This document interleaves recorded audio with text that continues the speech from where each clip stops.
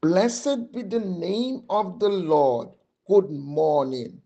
From the rising of the sun unto the going down of the same, the Lord's name is to be praised. Psalms 113:3. We are breathing the breath of life. So let us praise the Lord for being mighty good to us, for giving to us a day like today, Monday, 16 February 2026, and continually.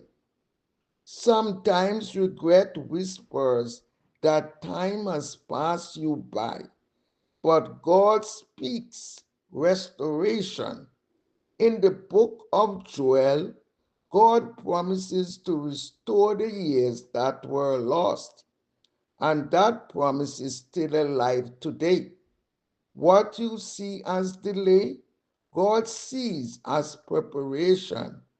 Nothing in your life has been wasted in His hands. God redeems time in ways we cannot imagine.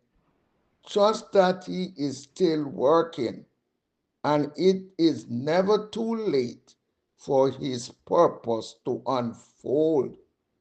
Pray for today. Father, thank you for being a God who restores.